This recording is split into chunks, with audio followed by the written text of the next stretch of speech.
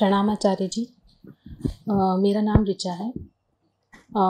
आपको मैंने 3 महीने पहले मुझे यूट्यूब में आप मिले और तब से मुझे लग रहा है कि हाँ, कुछ हो सकता है, कुछ चेंज हम कर सकते हैं अपनी ज़िंदगी में। अदरवाइज़ काफ़ी कुछ मन में चल रहा था जो कि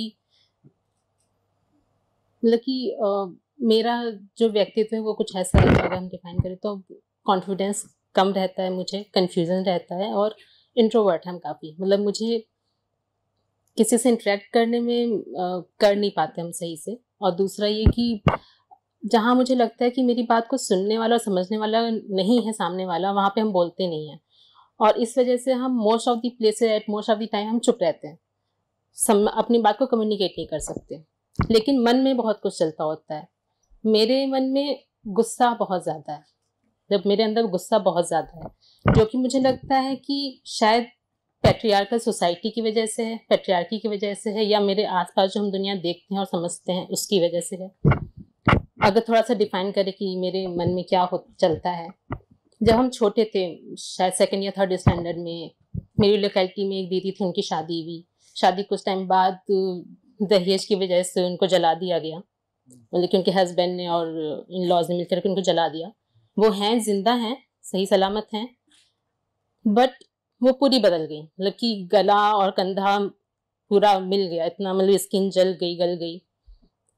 उनके उसके बाद जो भी केस हुआ, जो वो अलग चीज़ है, लेकिन ये इंसिडेंट उनके साथ हुआ, उनकी लाइफ बदल गई पूरी तरीके से। थोड़े और बड़े हुए लोकेलिटी में एक दूसरी दीदी थी, उनकी शादी हुई। उनका भी उनके इन लॉ के साथ सही नहीं चल रहा था, डिस्कशंस होते थे, लेकिन उनके मायके वाले वापस उनको घर भेज देते थे, उनके ससुराल। एट द एंड ये हुआ कि when she was 3 months pregnant, one unfortunate night उनके हस्बैंड ने उनको शायद जहर दे के मारा। एंड जब वो जहर दे के बेहोश करा, और जब बेहोश वो हो गई, उनको ट्रैक पे डाल दिया, रेलवे ट्रैक जो होता है, ट्रेन निकल गई उनसे, उनकी लाइफ खत्म। अच्छी खासी पढ़ी लिखी थी वो, सब कुछ था। फिर थोड़े और बड़े हुए तो पॉलिटिक्स से रिलेटेड देखें तो वॉर हुई, इंडिया पाकिस्तान की वॉर जो हुई, कारगिल की, गोधरा कांड हुए, तो उसको हम एज ए थर्ड पर्सन उसको हम समझते थे कि ये क्या हो रहा है, मतलब कि ये कौन है पीछे से जो ये कर रहा है।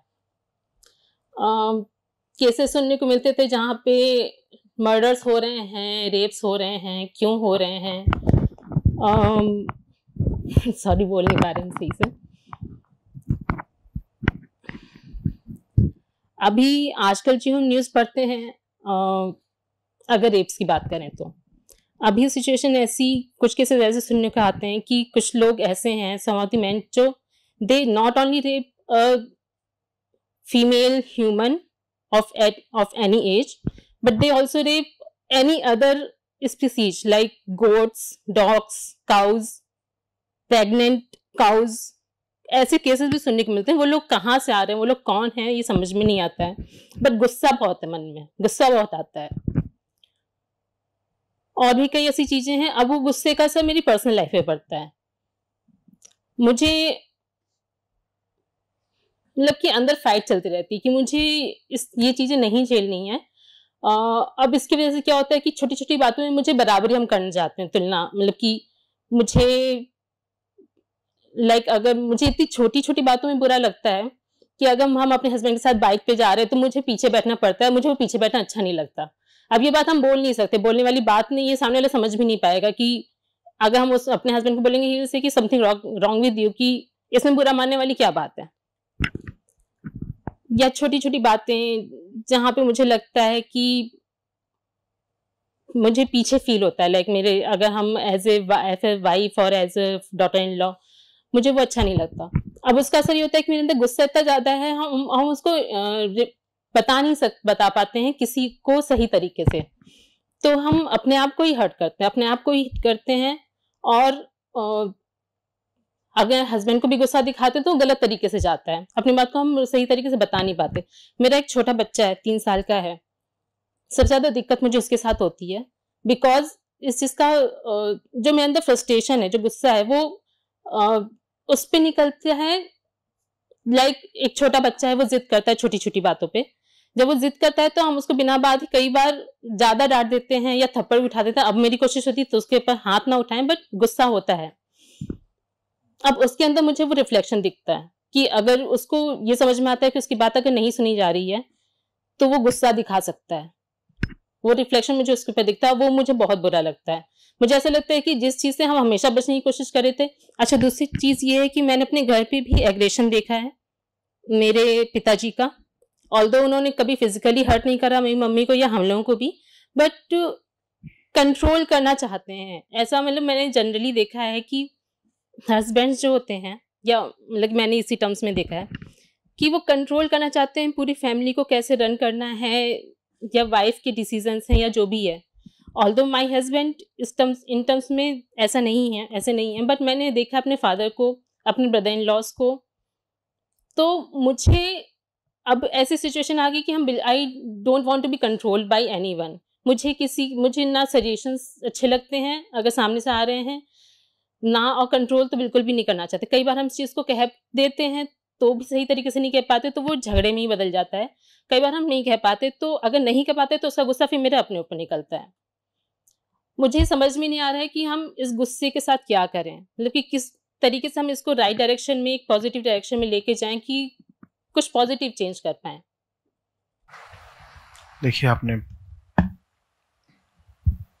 बहुत सारी ऐसी बातें बोल दी जो आपको गुस्सा दिलाती हैं। दहेज के लिए उत्पीड़न हुआ, हत्या हुई,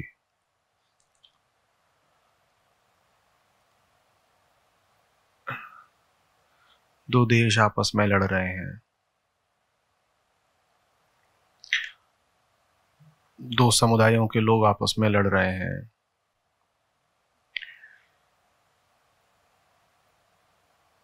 एक लिंग के लोग दूसरे लिंग पर वर्चस्व रखना चाहते हैं, बलात्कार हो रहे हैं।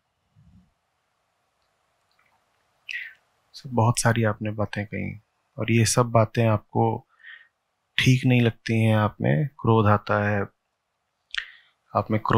आप कह रही हैं कि आप एक सीमा के बाद संवाद से ही पीछे हट जाती हैं, बहुत बातचीत ही नहीं करना चाहती।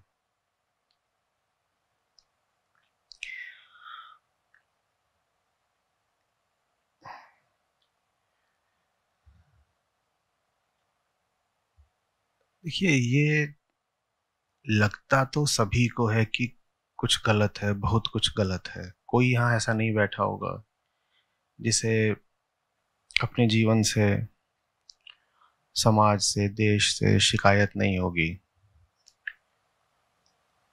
अखबार भरे रहते हैं उन बातों से जो गलत हैं, सुर्खियां भी उन्हीं को मिलती हैं।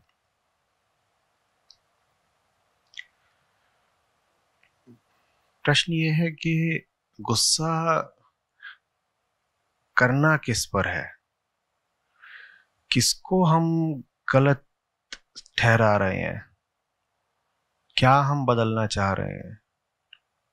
क्रोध तो ऊर्जा का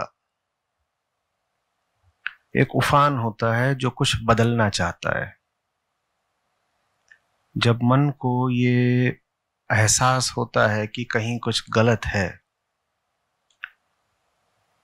तो उसकी प्रतिक्रिया क्रोध के रूप में हो सकती है, और क्रोध होता ही यही है।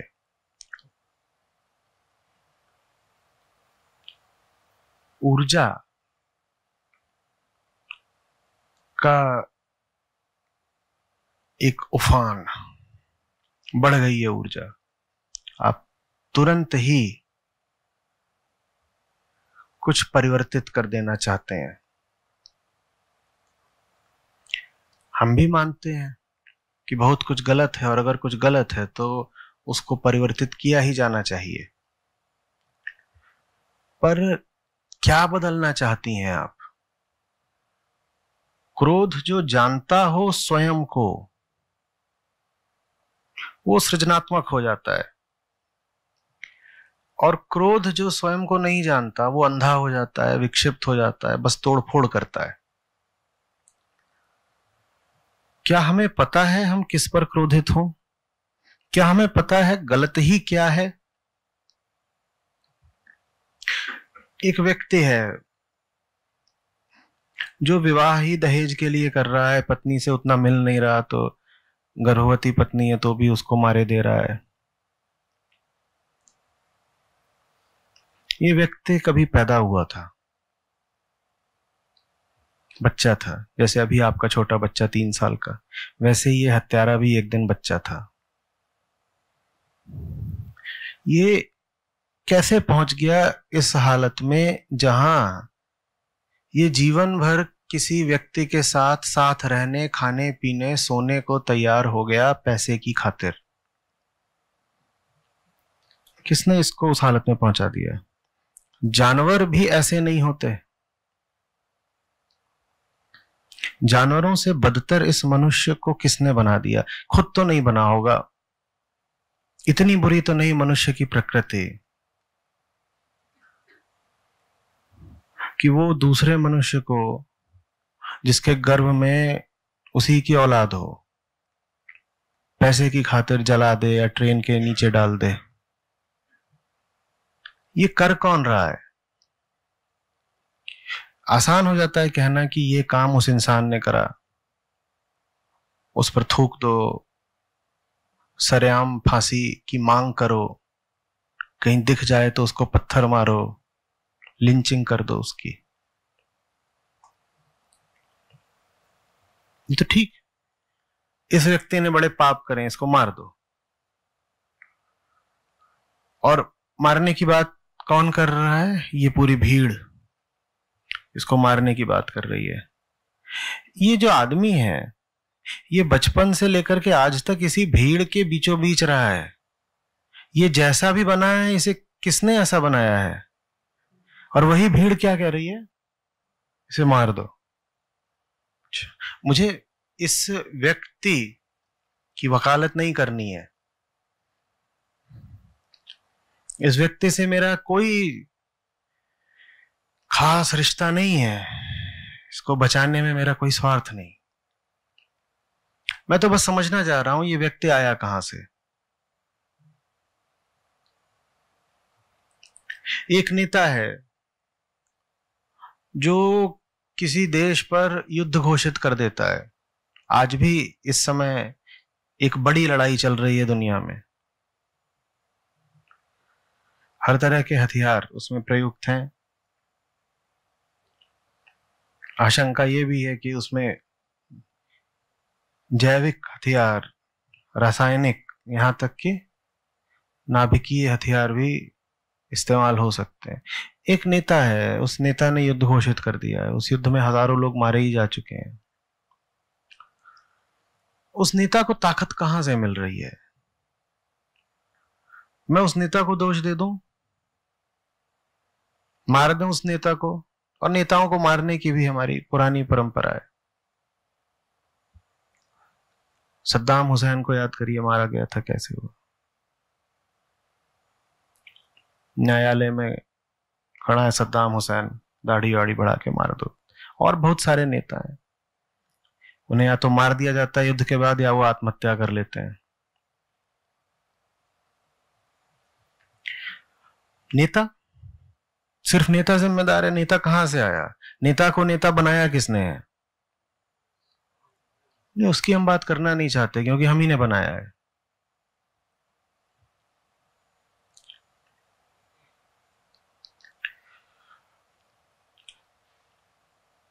धर्मावलंबियों, बल्कि अंधावलंबियों की एक भीड़ दूसरे पंथ के लोगों की बस्ती में घुसकर आग लगा देती है, या दूसरे पंथ के लोगों से भरी हुई ट्रेन के एक डब्बे में आग लगा देती है। दर्जनों, सैकड़ों, कई बार हजारों लोग मरते हैं इस तरह के उत्पातों में।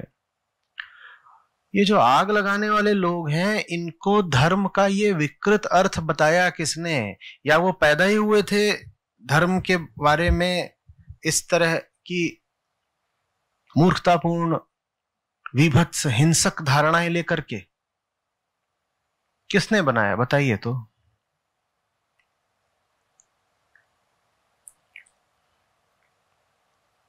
जानवर अपने माहौल का उत्पाद नहीं होता, उस पर अपने माहौल का असर पड़ता भी है तो 10-20%। आप एक कुत्ते का छोटा सा बच्चा ले आइए और आप बड़े आदमी हैं, लाखों की आपकी कमाई, बड़ा आपका घर है, आप उस बच्चे को बिल्कुल अपने साथ रखिए, उसको बोतल से दूध पिलाइए, अपने बिस्तर पे सुलाइए, उसे कपड़े भी पहनाइए, आजकल ये सब किया जाता है, ये सब करिए। उसको आप बिल्कुल वही माहौल दीजिए जो आप अपने बच्चे को देते हैं घर में, और देते हैं लोग। कुत्ते का बच्चा भी आपके घर में कालीन पर चल रहा है, एसी की हवा ले रहा है, आप बाहर निकलते हैं तो आपके साथ साथ गाड़ी में चल रहा है। ये सब कुछ करिए आप कुत्ते के बच्चे के साथ, और ये सब करने के 5 साल बाद आप अपने कुत्ते को सड़क के कुत्ते से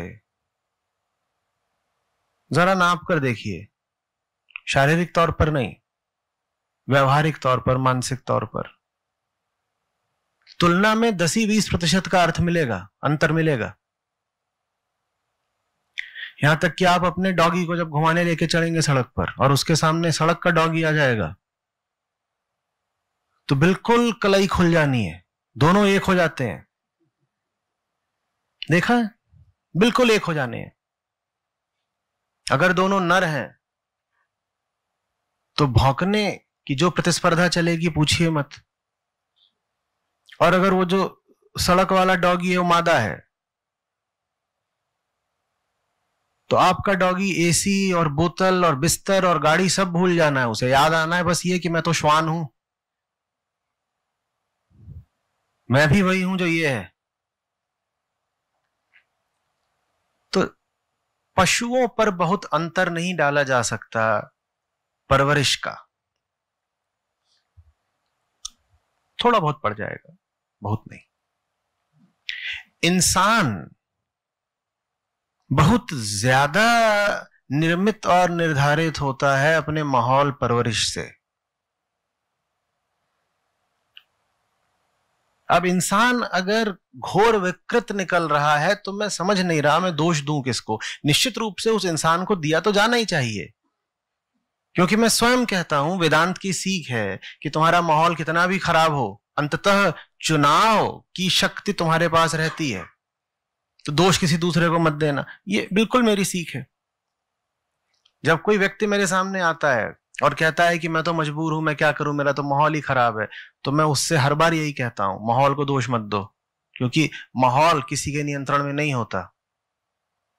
लेकिन अपना जीवन और अपने चुनाव तो हम निर्धारित करते हैं ना।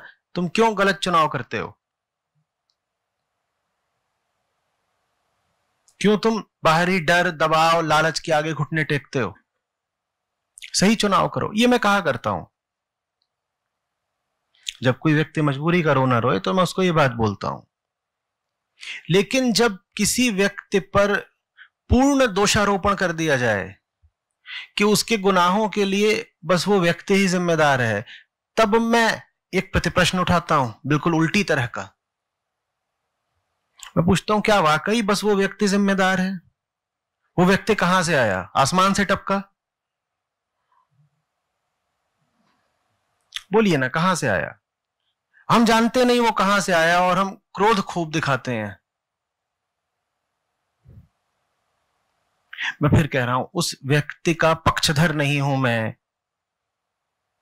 मैं यहां उसको बचाने, उसकी वकालत करने के लिए नहीं बैठा हूं।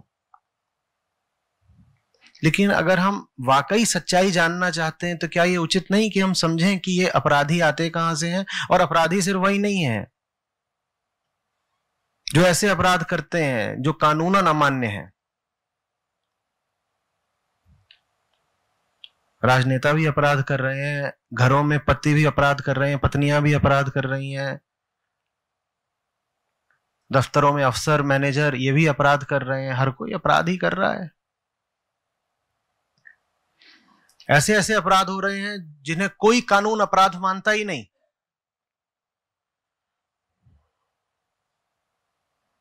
हम्म जिस बच्चे को पैदा ही नहीं होना चाहिए था आपने पैदा कर दिया। दुनिया की किसी किताब में ये अपराध नहीं माना जाएगा, पर ये घोर अपराध है।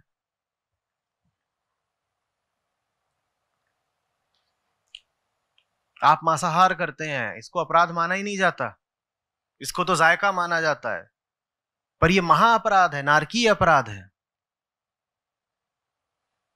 तो मांसाहारी को मांसाहारी बनाया किसने? प्रयोग हो चुके हैं जहां छोटे बच्चों के सामने फल रख दिया जाता है और मांस रख दिया जाता है, और लगभग 100% बच्चे फल खाते हैं, मांस को छूते ही नहीं, घिना और जाते हैं। कई बच्चे रोना शुरू कर देते हैं मांस देख करके। उस बच्चे को जबरदस्ती मांस खिलाया किसने? क्या हम ये बात नहीं करना चाहते? वो कौन सी ताकत है जो हम सबको ही अपराधी बना रही है? हाँ, कुछ ऐसे होते हैं जिनके अपराध बिल्कुल कोढ़ की तरह फूट फूट के सामने आते हैं, बिल्कुल दिखने लगते हैं, उनकी चू रहे हैं अपराध उनके अस्तित्व से, उनके व्यक्तित्व से। उनको फिर हम अपराधी घोषित कर देते हैं, जेलों में ठूस देते हैं। अपराधी कौन नहीं है? और मैं ये इसलिए नहीं कह रहा हूं कि हम सब अपने प्रतिग्लानी भाव से भर जाएं, मैं इसलिए कह रहा हूं कि हमें पता तो चले कि वास्तविक गुनहगार छुपा कहां बैठा है। वेदांत बताता है वास्तविक गुनहगार कौन है, उसका नाम ही है अविद्या। वास्तविक अपराधी का नाम है अविद्या। अविद्या का अर्थ होता है मन को सांसारिक कूड़े कचड़े से भर लेना। अविद्या का अर्थ होता है अपने आप को अध्यात्म से विहीन, विमुख रखना। यह अविद्या है। हमारा पूरा समाज ऐसा है, पूरी हमारी प्रचलित संस्कृति ऐसी है जिसमें अध्यात्म के लिए कोई जगह नहीं है, और जहां अध्यात्म के लिए जगह नहीं होगी वहां समाज की काया से, मैं कह रहा हूं, अपराध का कोढ़ बार बार फूट फूट कर निकलेगा। उस एक व्यक्ति को जिसने अपराध किया सजा निसंदेह मिलनी चाहिए, बिल्कुल मिलनी चाहिए, क्योंकि माहौल कैसा भी हो, अपराध करने का चुनाव तो अंततः उस व्यक्ति का ही था।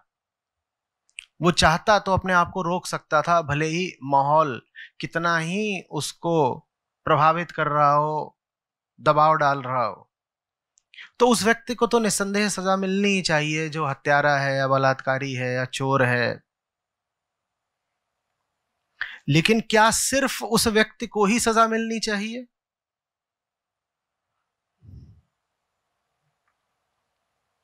एक आदमी है जो एक धार्मिक नारा बोलते हुए जा करके दूसरे धर्म के लोगों की गर्दन काट देता है। इस आदमी को तो मैं निश्चित रूप से कहूंगा सजा दो, पर मैं कहूंगा अभी और भी बहुत हैं जिनको सजा दो। इस व्यक्ति के पीछे कौन है? कौन है जो इसको बता रहा है कि धर्म का अर्थ होता है दूसरे धर्म के लोगों से नफरत करना, उनकी हत्या कर देना, वगैरह वगैरह? धर्म का ये गंदा अर्थ इसको पढ़ाया किसने, मुझे बताओ। सबसे बड़ा अपराधी वो है। इसको ये जो हत्या कर रहा है इसको सजा दो, पर इससे 4 गुनी सजा मिलनी चाहिए उसको जो ऐसों को तैयार कर रहा है।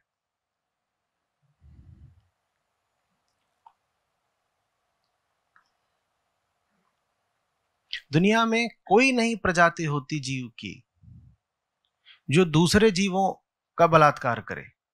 उनको ये ख्याल ही नहीं आता। मनुष्य ने ये अजब कारनामा कैसे करके दिखा दिया कि गधा, घोड़ा, गाय, बकरी, ऊंट, इनका बलात्कार कर रहे हो। ये कहां से सीख मिल गई? कौन है जो मनुष्य में इतनी तीव्र कामुकता भर रहा है? क्या उसका नाम छुपा हुआ है? क्या आप नहीं जानते? एक आम आदमी को इतना घोर रूप से कामुक कौन बना रहा है, आप नहीं जानते? आपके मन में कोई विचार ना हो वासना का, आप टीवी खोलिए, वो आप में उत्तेजना का संचार कर देगा। आप किसी न्यूज पोर्टल पर चले जाइए, इंटरनेट पर, वहां पर नग्न अभिनेत्रियों के चित्र एक के बाद एक पसरे हुए होंगे, आप में वासना का संचार कर दिया जाएगा।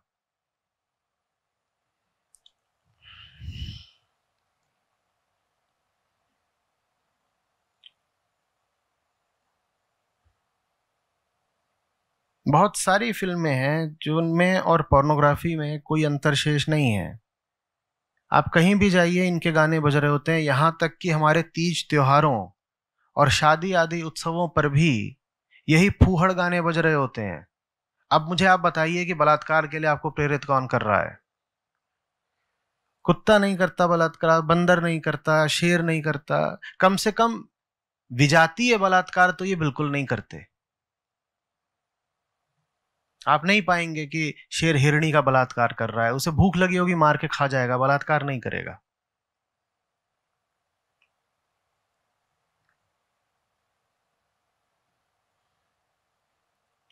आदमी के भीतर इतनी वहशियत भरी किसने है, और जो भर रहा है ये वहशियत, उसे अनुमति कौन दे रहा है? क्या आप ये नहीं जानना चाहती?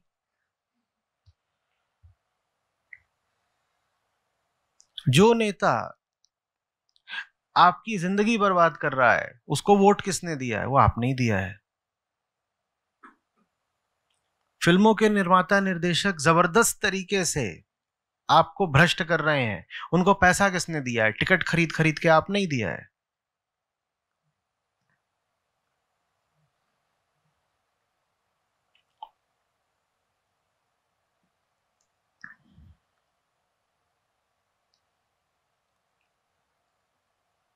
ये घर घर का अपराध है।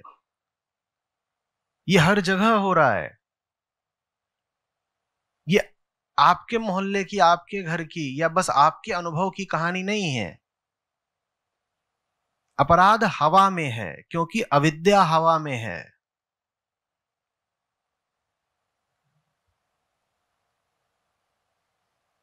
मैं तो बल्कि कहूंगा कि आपने जो इतना विस्तृत विवरण दिया आपके अनुभवों का, वो कुछ भी नहीं है।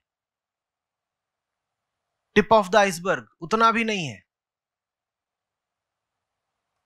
क्योंकि बाकी अपराध तो हमें पता ही नहीं चल रहे। और दिक्कत यही है कि सारे अपराध हमें पता नहीं चल रहे। पता अगर चल जाएं तो क्रांति हो जाए। अधिकांश अपराधों को तो हम सामान्य मान लेते हैं, तो सामान्य जीवन है, ये तो क्या रखा है इसमें? इसको अपराध क्यों घोषित करें? यहां तो कदम कदम पर अपराध है।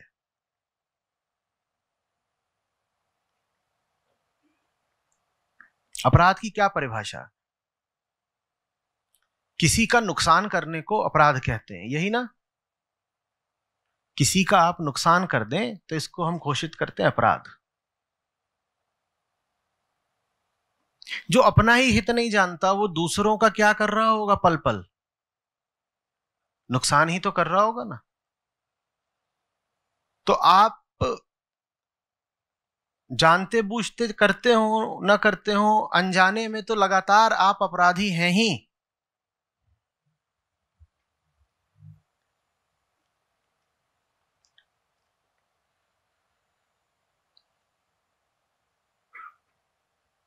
अपने गुस्से को सही दिशा दीजिए, अपने गुस्से को बोध दीजिए।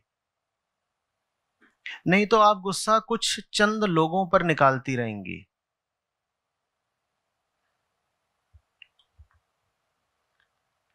ये जो गंदा विशाल नाला है, ये जिस जगह से आ रहा है, उस जगह पर उंगली रखिए।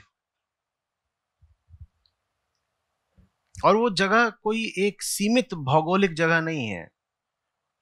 वो जगह कुछ चंद लोगों की जगह नहीं है। वो जगह प्रत्येक व्यक्ति के मन में है। उस जगह को आंतरिक अंधकार कहते हैं। उस जगह को, दोहरा रहा हूं, अविद्या कहते हैं। वहां से आ रहे हैं सारे अपराध।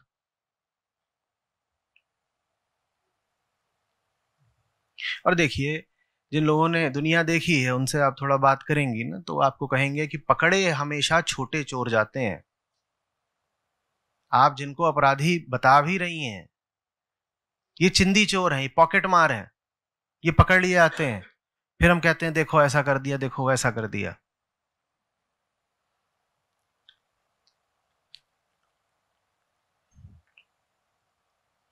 कोई गरीब अपने किसी झोपड़पट्टी मोहल्ले में बलात्कार कर दे, पुलिस आकर के 100 डंडे मारती है उसको, गरीब है, पकड़ा गया, डंडे उसे पड़ने भी चाहिए। पर महानगरों में पूरी की पूरी एक एस्कॉर्ट इंडस्ट्री चलती है, वो वेश्यावृत्ति की इंडस्ट्री है, और खुलेआम उसका विज्ञापन होता है। और जो समाज के सबसे सफेद पोश लोग होते हैं, ऊंची जगहों पर बैठे हुए सम्मानित धनी, ये उनके क्लाइंट्स होते हैं, ग्राहक। इनका नाम कभी आता है? और पैसे देकर के किसी का जिस्म खरीदना अपराध नहीं है क्या?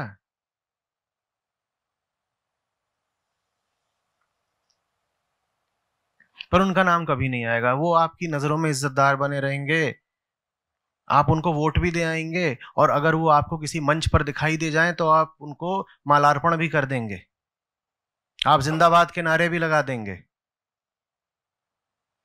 वहां आपको अपराधी दिखाई नहीं पड़ेगा।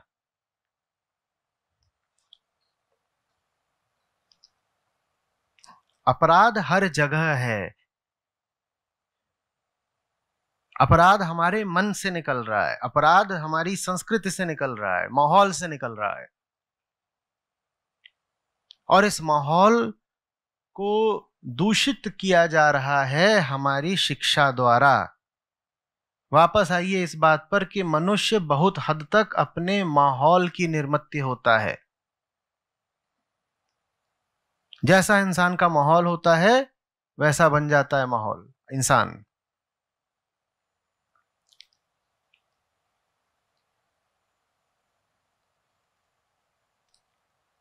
किसी भी जगह को, परिवार को, समाज को, देश को बनाने में सबसे प्रमुख योगदान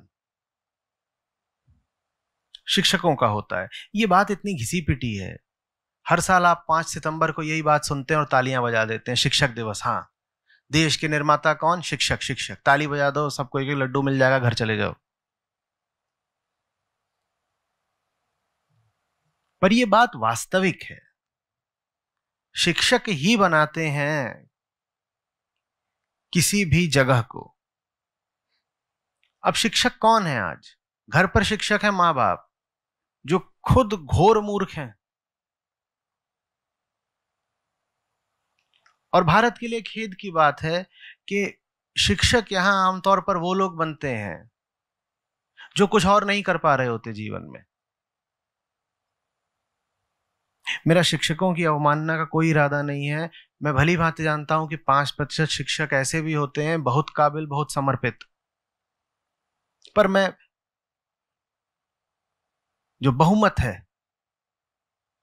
95%, उनकी बात कर रहा हूं।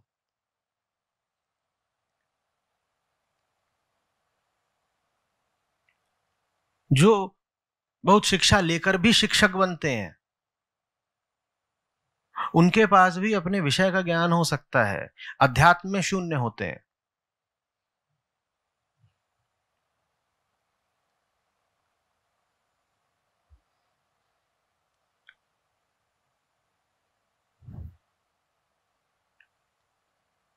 आप में से जिनके घरों में छोटे बच्चे हों, आप देखिएगा कि उनके शिक्षक शिक्षिकाएं किस तरीके के हैं उनके स्कूलों में।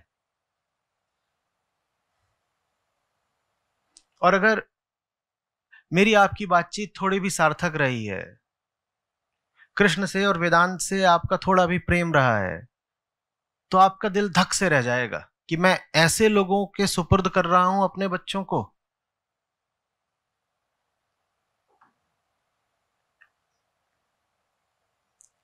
ये विद्यालय नहीं है, ये अविद्यालय है। यहां अविद्या सिखाई जाती है।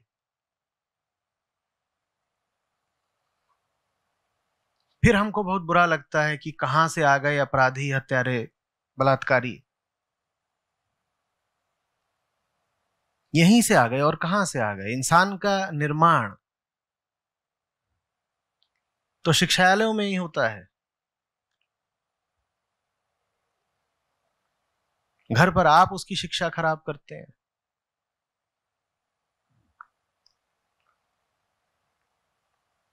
और स्कूलों और कॉलेजों में जो एकदम अनुपयुक्त लोग हैं, उनके हाथ में शिक्षा सौंप दी गई है।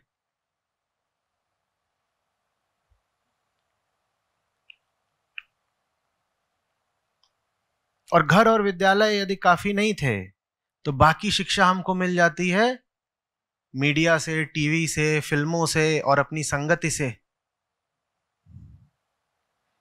और वहां से जो घनघोर शिक्षा मिलती है उसका तो कोई परवार नहीं।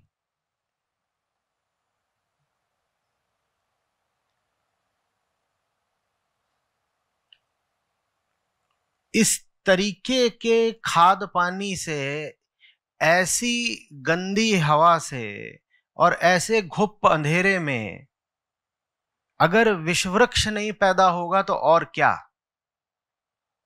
बोलिए। अब आश्चर्य की बात यह नहीं है कि कुछ लोग हत्या इत्यादि क्यों कर देते हैं, कुछ लोग अपनी पत्नियों को दहेज के लिए क्यों मार देते हैं। अब आश्चर्य की बात यह है कि इतने सड़े हुए माहौल में भी कुछ लोग बचे कैसे रह जाते हैं। यह है आश्चर्य की बात। इसको कहिए कि यह है दैवीय अनुकंपा। कोई बचा कैसे रह गया? क्योंकि अंधेरों की साजिश तो बड़ी पूरी, बड़ी गहरी थी। उसके बाद एक इंसान भी बचा कैसे रह गया?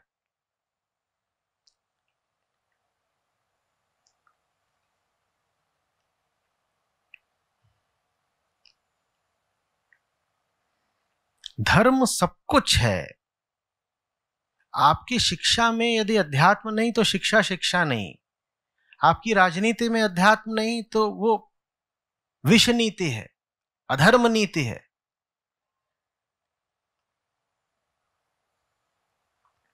आपके संबंधों में यदि अध्यात्म नहीं तो पति पत्नी का संबंध बहुत हद तक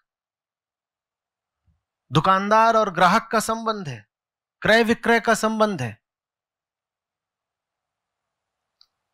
वही बात बाप बेटे, मां बेटे के संबंध पर भी लागू होती है।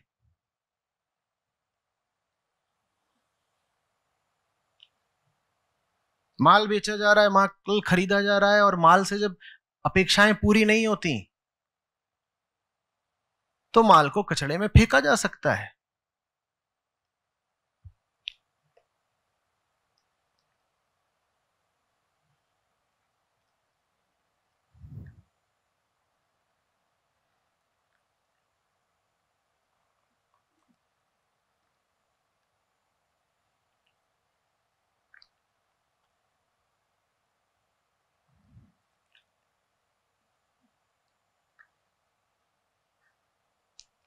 उत्तर भारत के कई राज्यों में अभी भी सेक्स रेशियो एट बर्थ 900 से भी कम है।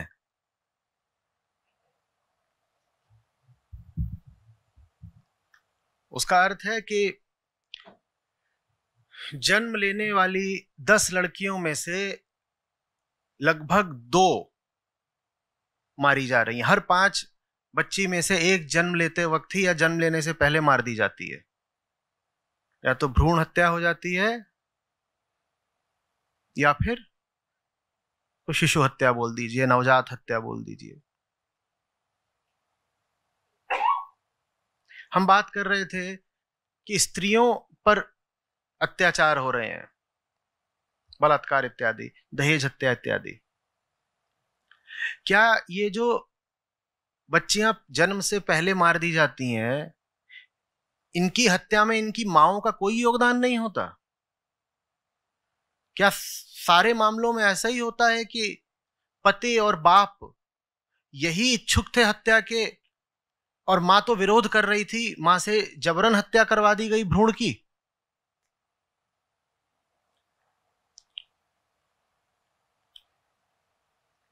एक लिंग शोषक है और एक लिंग शोषित है। क्या ऐसी है कहानी? यह अंधेरा पूरा है, एकदम घना है, चारों ओर है, सबके लिए है।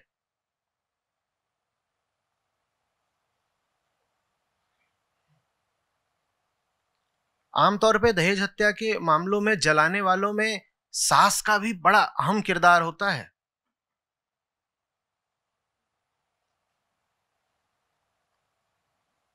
तो ऐसा है क्या कि एक लिंग दूसरे लिंग की हत्या कर रहा है, या ऐसा है कि लालच एक इंसान की हत्या कर रहा है?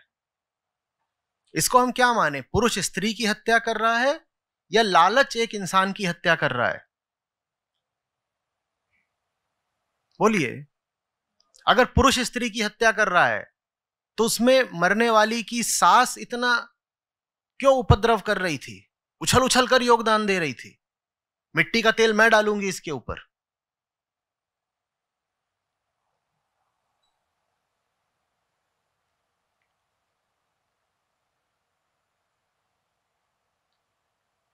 तो लालच है ना दोषी। उस लालच को इतने जबरदस्त तरीके से हमारे भीतर किसने घुसेड़ दिया? ठीक उन्होंने जिन्होंने वासना डाल दी हमारे भीतर। पागल कर दिया है आज के आम नौजवान को वासना ने। वो जी नहीं पा रहा। तो मिठाई की दुकान पर जाता है, वहां भी एक अर्धनग्न स्त्री की तस्वीर उसका स्वागत करती है।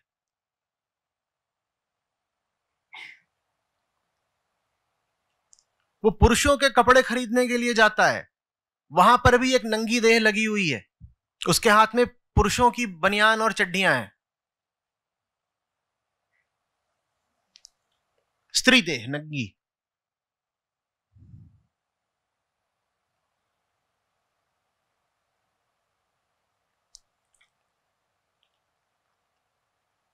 और आप नहीं खरीदोगे ना सामान अगर आप में लालच नहीं बैठाया जा रहा।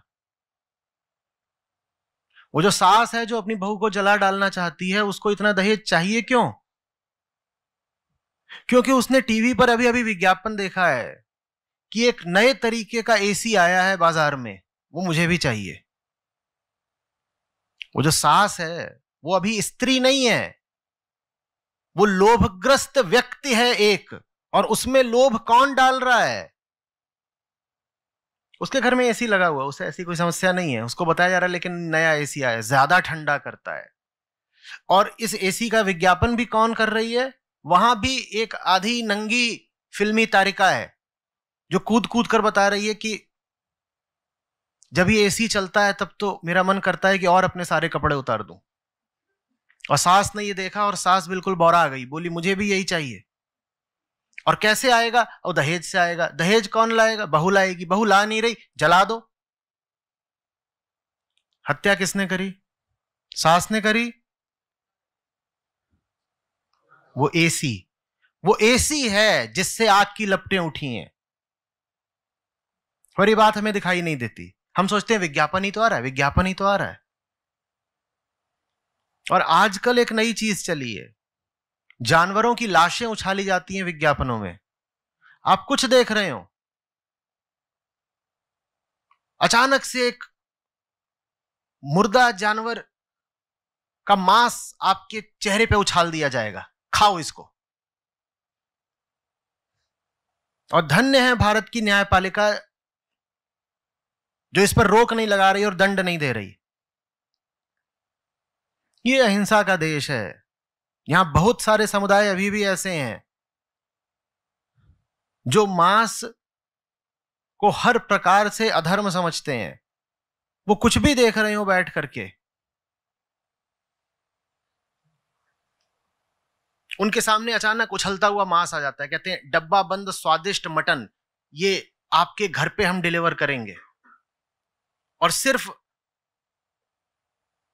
मुर्गा और बकरा ही नहीं, डक, रैबिट, ये सब हम आपके घर लेकर के आएंगे।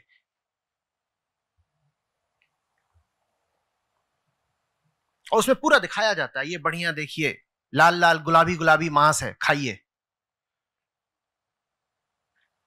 इन्हें कौन डालेगा जेल में? और सबसे पहले इनको जेल होनी चाहिए या नहीं? इन्हें कोई जेल में डालने की बात नहीं कर रहा, आप बड़े आराम से इन विज्ञापनों को देख लेते हैं।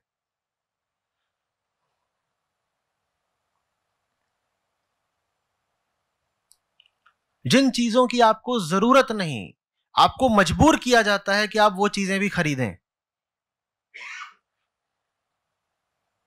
और उन चीजों को खरीदने के लिए आपको हत्याएं तो करनी पड़ेंगी, घूस तो खानी पड़ेगी ना। फिर आप पूछते हैं अपराध कहां से आया? लालच से आया। लालच कहां से आया? लालच का संचार आप में बेचने वाले ने किया, क्योंकि उसे अपना माल बेचना है, क्योंकि उसको भी लालच है। उसको क्यों लालच है? क्योंकि उसकी शिक्षा व्यवस्था खराब थी।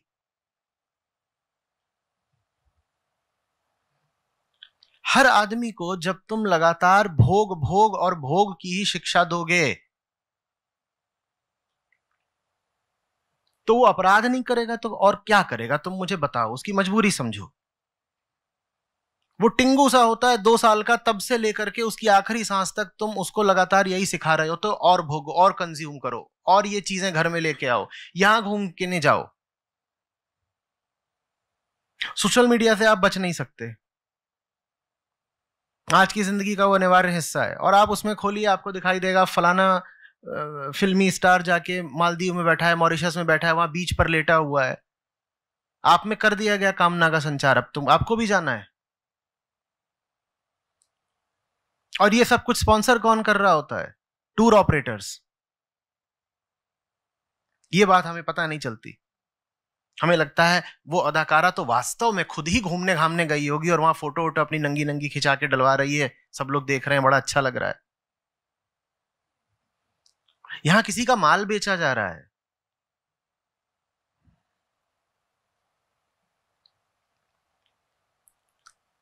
आपको एक बार बता दिया गया किसी के मांस में जायका है, आप क्यों नहीं खाओगे? आपकी शिक्षा ने आपको करुणा तो सिखाई नहीं है ना। करुणा नाम का कोई विषय था आपके पाठ्यक्रम में? विज्ञान, भूगोल, गणित, भाषाएं, ये सब आपको बताए गए, करुणा सिखाई गई? करुणा नहीं सिखाई गई तो आपको क्यों ताज्जुब है अगर एक आदमी दूसरे के सीने में खंजर उतार देता है तो? क्योंकि ये बातें देखिए सीखनी पड़ती हैं। जानते हैं ना हम कि पैदा भी हम भी बहुत हद तक पशुओं की तरह ही होते हैं।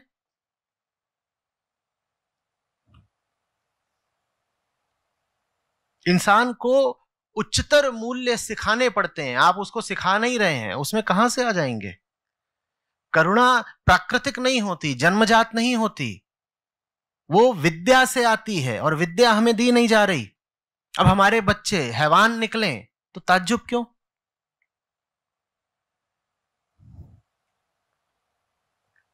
स्वार्थ शरीर में निहित है। स्वार्थ हम कोख से लेकर के पैदा होते हैं, डर हम कोख से लेकर पैदा होते हैं, हिंसा हम लेकर पैदा होते हैं। लेकिन प्रेम सीखना पड़ता है, करुणा सीखनी पड़ती है, बोध जागृत करना पड़ता है, निर्भयता प्रज्वलित करनी पड़ती है। ये अपने आप नहीं हो जाते। हमारी शिक्षा व्यवस्था ये सब सिखा रही है क्या? और नहीं सिखा रही तो आप में कहां से आ जाएगा ये सब? ये सब सिखाने की जगह इनसे बिल्कुल विपरीत बातें सिखाई जा रही हैं। हमें पशुओं से भी नीचे गिराया जा रहा है। अब समाज का ये हाल क्यों ना हो, मुझे बताइए। फिर हमें ताज्जुब होता, अरे फलाने ने इतना विभत्स हत्याकांड कर दिया।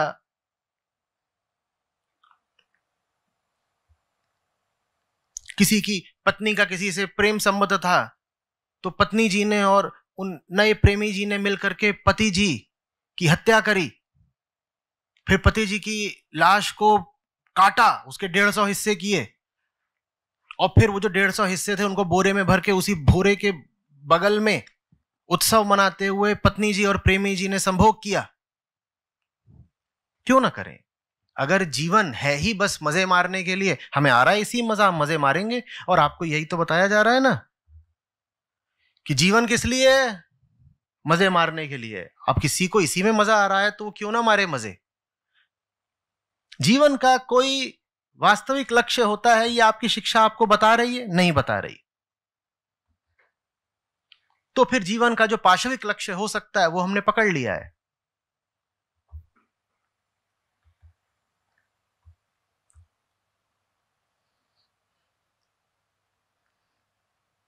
कम अपराध आपको अगर अभी भी देखने को मिल रहे हैं तो वो सिर्फ खौफ की वजह से है।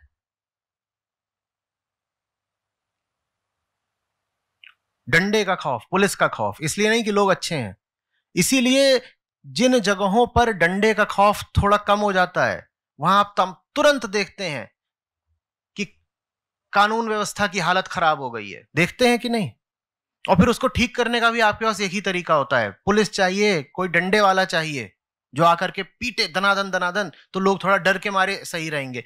पर डर के कारण अगर आप अपराध करने से रुके हुए हैं तो आप कोई ना कोई और तरीका निकालेंगे अपराध करने का, क्योंकि अपराधी तो बचा ही हुआ है, अपराधी कहीं चला नहीं गया, अपराधी बस दुबका हुआ है डर में। यही हालत पूरे पश्चिमी जगत की है। आमतौर पे हम कहते हैं कि पश्चिम में न्याय व्यवस्था की हालत थोड़ी बेहतर है। नहीं, ऐसा नहीं है। आबादी के अनुपात में बलात्कार पश्चिम में कहीं ज्यादा होते हैं भारत से। और पश्चिम का आम नागरिक, हम कहते भले ही हैं कि वहां पर आजादी बहुत है, फ्रीडम बहुत है, लिबर्टी बहुत है, लेकिन पश्चिम का आम नागरिक बहुत डरा हुआ रहता है। ये डर ही उसको कानून परस्त बनाता है। सिर्फ इस डर के कारण वो कानूनों का पालन करता है और कोई बात नहीं। भारत में एनफोर्सिंग मैकेनिज्म की कमी है। वहां पर आपने अगर लाल बत्ती पर गाड़ी आगे निकाल दी, ऑटोमेटिक सिस्टम्स हैं जो सब कुछ आपको पकड़ लेते हैं, तुरंत आपका टिकट कट जाता है, तो बंदा डरा हुआ रहता है। फिर आप कहते हैं देखो वहां के लोग कितने ज्यादा सभ्य हैं और व्यवस्था प्रिय हैं, कानूनों का उल्लंघन नहीं करते। अरे उल्लंघन करेंगे तो बहुत पिटेंगे, इसलिए नहीं करते। भारत में भी तुम तानाशाही चला दो। जब इमरजेंसी लगी थी 75 में, तो भारत में भी कानून व्यवस्था की हालत काफी सुधर गई थी। आप में से जो लोग उस समय पर रहे होंगे वो जानते होंगे, ट्रेनें समय पर चलती थी, दफ्तरों में घूस कम ली जाती थी, काफी चीजें बिल्कुल ठीक हुई थी। डंडा लगा दो ठीक हो जाएंगे। पर डंडे के जोर पर कितना ठीक रखोगे? डंडे के जोर पर ठीक रखोगे तो तुम्हारी शांति और अहिंसा वैसे ही होगी जैसे पश्चिम की है, कि ऊपर ऊपर से शांति है और नीचे नीचे आणविक जखीरा।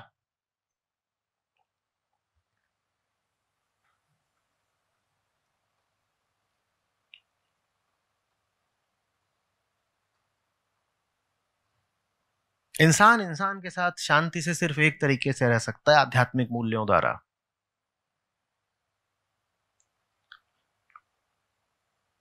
और उदारवाद के नाम पर और धर्मनिरपेक्षता के नाम पर हमने अपने बच्चों को वंचित कर दिया इन उच्चतर मूल्यों से। हमने कह दिया स्कूलों के पाठ्यक्रम में वेदांत कैसे हो सकता है, संतों की सीख कैसे हो सकती है? भाई हम धर्मनिरपेक्ष देश हैं। मत सिखाओ बच्चों को ये सब, फिर छाती पीटो कि ये क्या हो गया, ये क्या हो गया।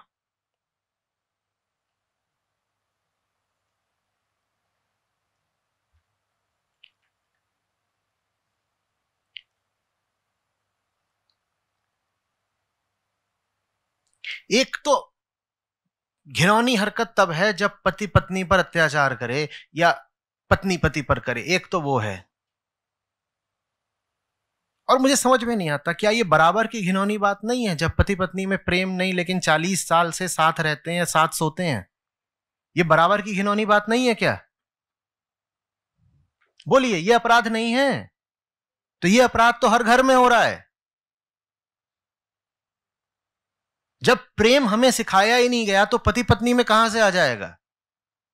शारीरिक संपर्क को प्रेम बोलते हैं क्या? उस अपराध की कोई बात नहीं करेगा। प्रेम नहीं है, बच्चे 4 हो गए, ये अपराध की पैदाइश नहीं है। बलात्कार से किसी को गर्भ हो जाए तो हम कहते हैं बड़ा बुरा हुआ।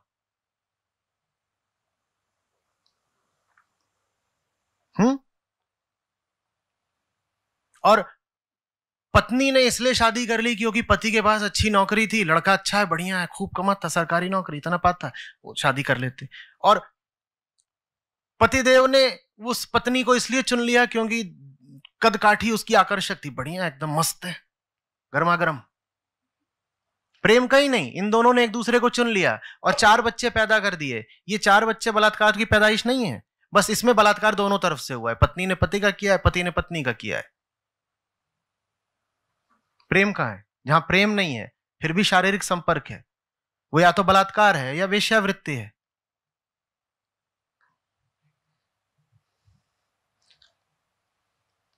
कहीं मैं पढ़ रहा था, मुझे गलत नहीं लगा,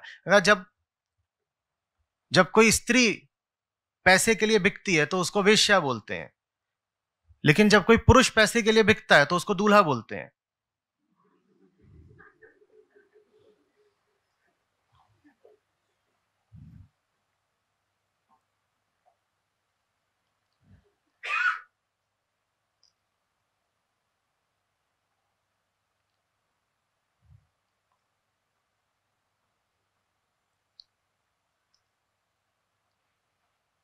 या तो बलात्कारी हैं या ग्राहक हैं। और सबसे बड़ा अपराध यही नहीं है, मैं इसको सबसे बड़ा इसलिए बोल रहा हूं क्योंकि इसी से तो लोग पैदा हो रहे हैं ना। यह ऐसा अपराध है जिससे लोग पैदा हो रहे हैं, पूरी आबादी खड़ी हो रही है जिससे।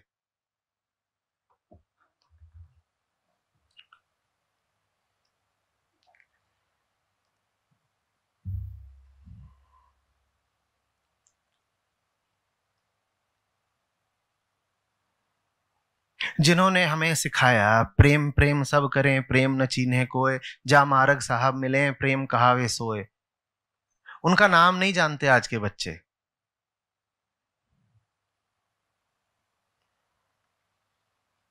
उनका नाम नहीं जानेंगे बच्चे तो प्रेम भी फिर कहां से जानेंगे भाई।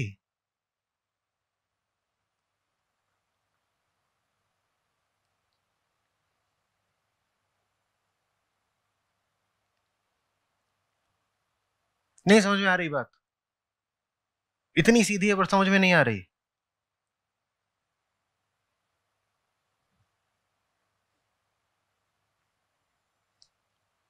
मैं माओ से कह रहा हूं क्योंकि प्रश्न एक महिला द्वारा उठाया गया है।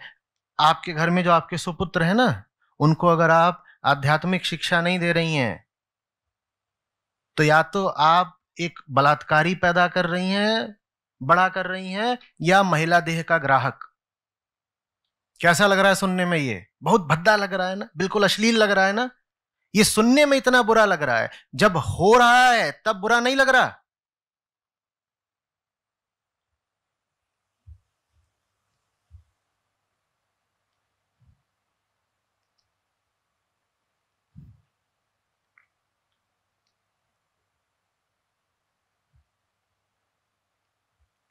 मैं बार बार व्यक्ति के व्यक्ति से संबंध पर आता हूं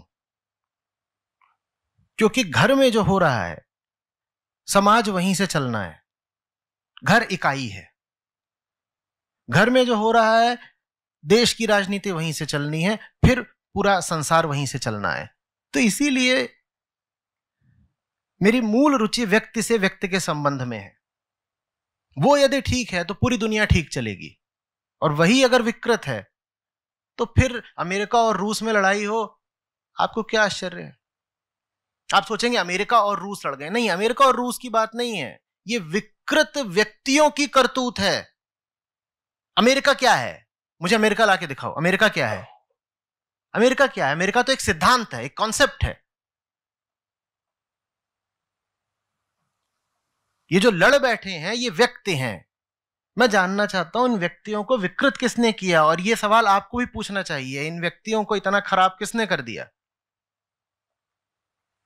मोहल्ले बनते हैं, सड़कों का नामकरण होता है, स्टेडियम बना के नाम दिया जाता है उन्हें, कितनी चीजें होती हैं। अधिकांश किनके नाम पे? राजनेताओं के नाम पे।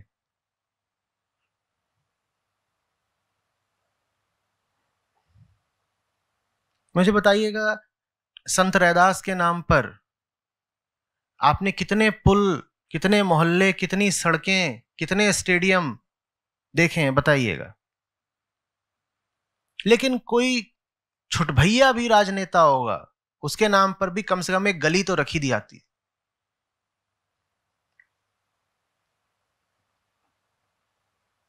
राजा भैया स्ट्रीट।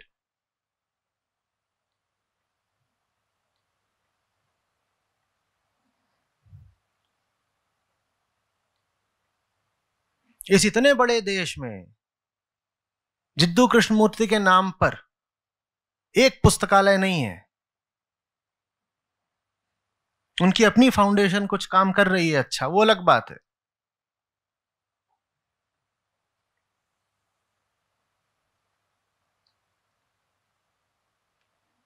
पर इस देश ने जरा भी अनुग्रह नहीं दिखाया।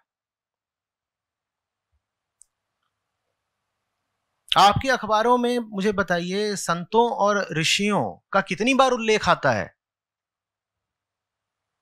ये जो टीवी लगातार चलता रहता है, एक के बाद एक ब्रेकिंग न्यूज ब्रेकिंग न्यूज, इसमें कभी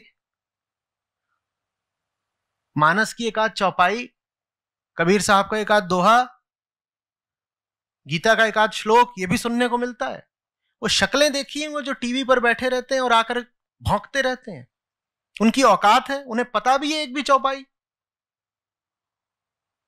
एक से एक अंधे मूर्ख नाकाबिल लोग, आप इनकी शक्लें देखते हैं 24 घंटे। इनके प्रभाव से कैसा हो जाएगा आपका मन, सोचिए। और लगातार आपको देखनी पड़ रही हैं इन्हीं की शक्लें, ये कुछ भी भौंक रहे हैं और आप सुन रहे हैं।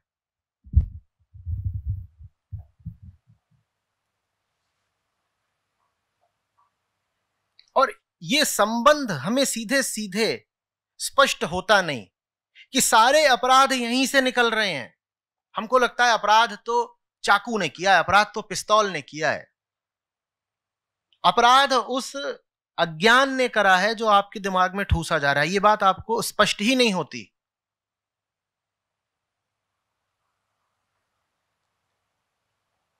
आप बैठ के देख लेते, कहते अच्छा हमारी सेवा की जा रही है, हाँ भाई जरा चाय लेके आओ, और एक समोसा चुस्कियां लेते हुए देख रहे हैं, वो बता रहा है वहां पे वो खड़ी हुई है। हाँ हाँ बिल्कुल बिल्कुल, वो चार बातें बोलती है, चार पांच तो वहां टिकर चल रहे हैं उसके नीचे, ये खरीदो वो खरीदो, ऐसा है वैसा है, फिर 5 विज्ञापन आ जाते हैं, फिर आ जाती है अपने बाल वाल फैला करके, और फिर बोलती है अब ये हो गया, अब वो हो गया, क्या हो गया, फलाने गांव में फलाना पुल ढह गया, उसके नीचे एक भैंस और एक मुर्गी फंसी हुई है, मुख्यमंत्री ने जल्द राहत का ऐलान किया है, और कलेक्टर ने कहा अभी दौरा लगाता हूं।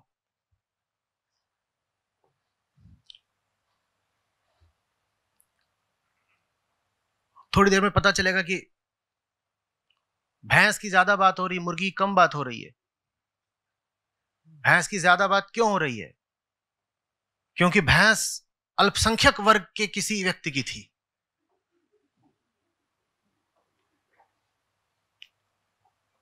मुर्गी ना ना, इसका कुछ,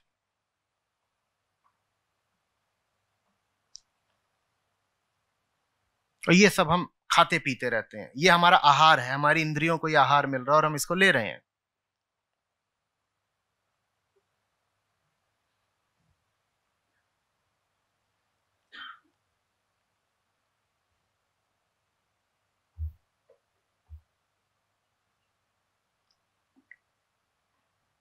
जिंदगी को ही आदत डाल दी गई है बेहोशी की।